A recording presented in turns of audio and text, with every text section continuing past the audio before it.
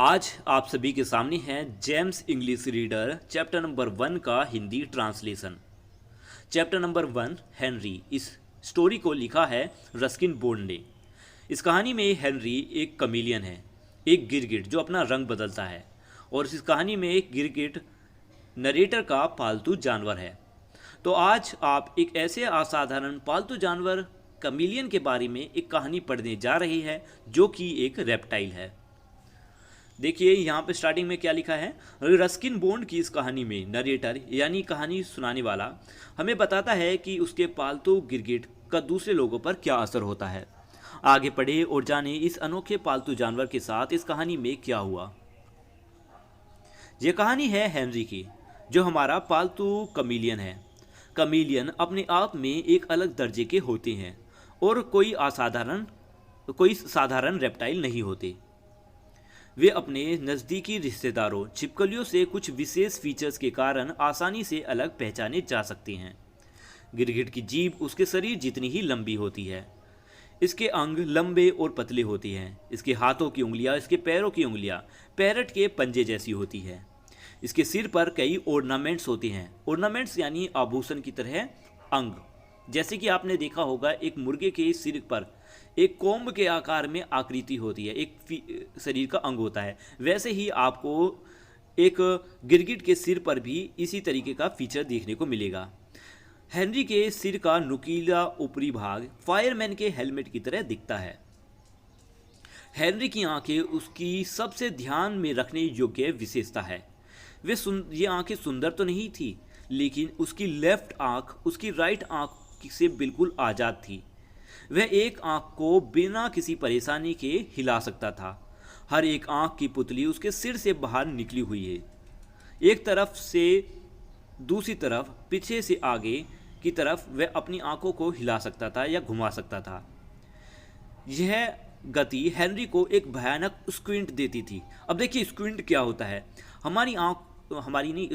गिरगिट की आंखों की मसल्स की ये एक कंडीशन है जिसमें वो हर एक आंख को डिफरेंट डायरेक्शन में घुमा सकता है। मतलब एक आंख तो किसी दूसरी डायरेक्शन में देख रही है और एक आंख दूसरी डायरेक्शन में घूम रही है। और हेनरी की ये भयानक निगाहों में एक नज़र अक्सर लोगों को यह विश्वास दिलाने के लिए पर्याप्त थी कि गिरगिट खतरनाक और जहरीले होते हैं। एक दिन दादाजी अपने एक फ्रेंड से मिलने गए थे। तभी उन्होंने बगीचे में गेट पर शोर देखा।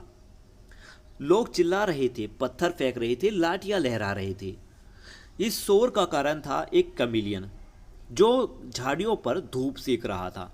किसी ने दावा किया कि गिरगिट 20 फीट दूर से लोगों पर थूक कर उन्हें जहर दे सकता है। इलाके के निवासियों ने हथियार उठा लिए।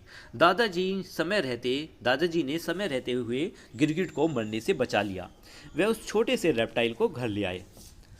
वह गिरगिट हेनरी था। यहाँ हमें कहानी में पता चलता है कि गिरगिट का नाम हेनरी रखा गया और इस तरह वह हमारे साथ रहने आया। जब मैं पहली बार हेनरी से मिलने गया तो वह मुझ पर बहुत सावधानी से शक करने लगा। उसने अपनी पीठ मेरी ओर करके अपने आसन पर बिल्कुल स्थिर बैठा रहता था। मेरे पास वाली आँख, जो मेरी तरफ आँख रहती थी उसकी, वह सर्चलाइट की रोशनी की तरह इधर से उधर घूमती रहती थी और जब तक कि वह मुझ पर अच्छी तरह से फोकस ना कर ले तब तक वह घूमती रहती थी। फिर वह रुक जाती थी और दूसरी आँख अपने आप ही बिना किसी के कंट्रोल के आज़ादी से एक सर्वे कर रही होती थी। एक आंख तो नरेटर को देख रही होती थी और दूसरी आंख अपने आप ही इधर से उधर घूम रही होती थी। लंबे समय तक हेनरी ने किसी पर भरोसा नहीं किया और मेरे सबसे दोस्ताना इशारों पर भी हेनरी ने बहुत ही संदेह किया, बहुत ही शक किया। उसके इस सख्त रवैये से तंग आकर मैं अपनी उंगलियों से उसकी पसलियों में धीरे से गुदगुदी करता था।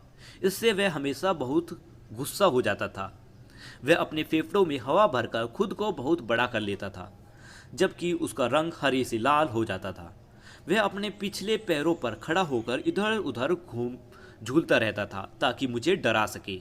अपना मुंह बहुत बड़ा करके वह गुस्से से फुंकारता था, लेकिन उसकी धमकी इससे आगे नहीं बढ़ती थी। वह काटता भी नहीं था। हेनरी एक हार्मलेस यानी जो किसी को नुकसान नहीं पहुंचाता एक ऐसा साथी था। अगर मैं अपनी उंगली उसके मुंह में डाल देता, यहाँ तक कि उसके उसके सबसे जंगली पलों में भी, जब वो सबसे ज़्यादा जंगली या गुस्से में रहता था उस समय भी अगर मैं उसके मुंह में उंगली डाल देता तो बस वह इंतज़ार करता कि मैं उसे फिर से उन उंगलियों को फिर से उसके मुंह से बाहर निकालूं। मुझे लगता है कि वह कभी काट भी सॉरी मुझे लगता है कि वह शायद कभी काट भी सकता था।